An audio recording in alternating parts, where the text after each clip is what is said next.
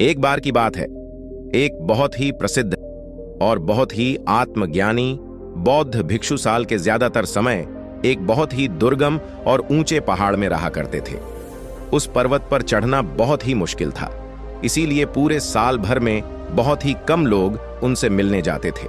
उनसे केवल वही व्यक्ति मिलने जाता जो या तो उनसे मिलने का बहुत ही ज्यादा इच्छुक होता या फिर उसकी कोई बड़ी समस्या होती है जिसका उसे समाधान पूछना होता।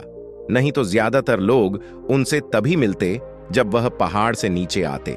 एक बार पर्वतारोहियों का एक समूह उस पहाड़ में घूमने गया तो वहां उन्हें किसी व्यक्ति ने बौद्ध भिक्षु और उनकी बुद्धिमत्ता के बारे में बताया।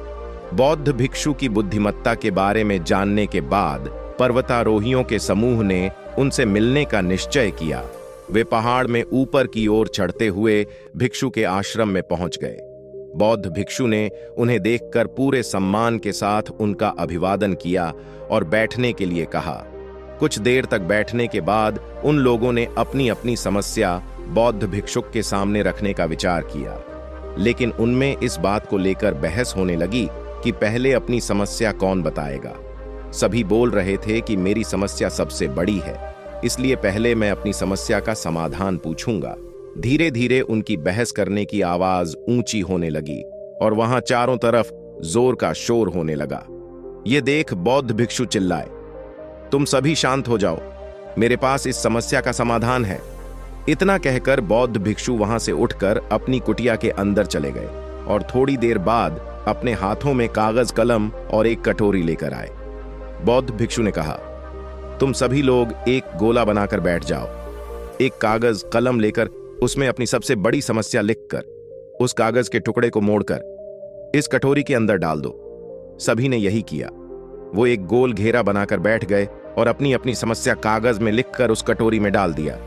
इसके बाद बौद्ध भिक्षु ने उस कटोरी को उठाया और उसे अच्छी तरह हिलाकर कागज की पुड़ियों को अच्छे से मिला दिया। फिर बहुत ही शांत भाव से उस कटोरी को पास में ही बैठे पहले व्यक्ति को देते हुए कहा, इस कटोरी को एक एक कर आगे बढ़ाते चले जाओ और हर व्यक्ति कागज का एक वही टुकड़ा उठाएगा जो सबसे ऊपर होगा। फिर उस कागज में लिखी हुई समस्या को पढ़ो और सोचो कि क्या तुम्हारे जीवन में भी यही समस्या होनी चाहिए जो तुम अभी पढ़ रहे हो, या तुम्हारी अपनी समस्या ही ठीक थी। एक एक कर सभी ने कटोरी से पेपर उठाया और एक दूसरे की समस्या के बारे में पढ़ा। जब सब ने दूसरों की समस्याओं के बारे में जाना तो वो सभी डर गए और अंत में सब इसी निर्णय पर पहुंचे कि उनकी अपनी समस्या इतनी बड़ी नहीं है जितनी दूसरों की है। और कुछ ही देर उन्होंने एक दूसरे को उनकी समस्याओं वाले कागज वापस कर दिए और अंततः सबके हाथ में अपनी अपनी समस्याओं वाले कागज ही थे। अब सभी शांत थे और मन ही मन खुद को दूसरों से अधिक खुशनसीब समझ रहे थे। उनकी आंखें खोलने के लिए उन सब ने बौद्ध भिक्षु का दिल से धन्यवाद किया और वहां से चले गए। दोस्तों, हम सबको अपना अपना दर्द बड़ा लगता है, लेकिन कुछ कहानियां ऐसी ऐसी होती हैं जो हमें एकदम से छोटा महसूस करवा देती हैं। हमें समझ आता है कि हम जीवन से कितनी शिकायतें करते रहते हैं और थैंकफुल होना पूरी तरह से भूल जाते हैं। अगर हम अपने आसपास ध्यान से देखें तो हम पाएंगे कि हर इंसान यही सोचता है कि उसकी परेशानी सबसे बड़ी है। वही है जो इतनी सारी समस्याओं से जूझ रहा है, उसकी ही किस्मत खराब है। लेकिन हम दूसरों की समस्याओं को देखें तो उन्हें ध्यान से सुने तो हमें हमारी समस्या बहुत छोटी लगने लगेगी। हम खुद को भाग्यशाली समझने लगेंगे। हम अक्सर छोटी छोटी समस्या को लेकर अपने जीवन और अपनी किस्मत को कोसने लगते हैं, जिनमें ज्यादातर समस्या तो ऐसी होती है जिन्हें हम थोड़ी मेहनत और दिमाग लगाकर समाप्त कर सकते हैं, लेकिन हम उनके लिए भी हमेशा शिकायत करते रहते हैं। अगर किसी इंसान का वजन ज्यादा है तो यह उसके लिए एक समस्या है।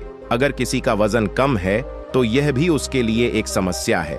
अगर कोई बेरोजगार है तो दुखी है।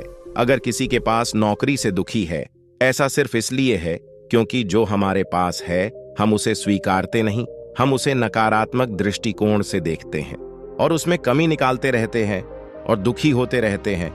इस दुनिया में ऐसा कोई इंसान नहीं है जिसके जीवन में समस्याएं नहीं हैं, और ऐसा कोई भी दिन नहीं आने वाला जिस दिन हमारी सारी कमियां, सारी समस्या खत्म हो जाएंगी। यह हमारी आखिरी सांस तक हमारे साथ रहने वाली है और जरा सोचिए कि अगर हमारे जीवन में दुख और परेशानियां नहीं होगी तो हम खुशी को कैसे महसूस कर पाएंगे, हम माने या ना माने।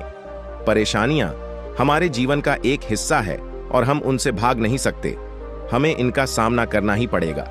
समस्याओं का सामना करने का पहला नियम है कि हम इन्हें दिल से स्वीकारें और फिर इनके समाधान के लिए उचित कदम उठाएं, क्योंकि समस्याओं से बचने का केवल एक ही तरीका है कि उन्हें सॉल्व कर दो। दोस्तों, मुझे उम्मीद है कि आपको इस वीडियो से कुछ सीखने को जरूर मिला होगा, तो ये कहानी अपने दोस्तों से शेयर जरूर करें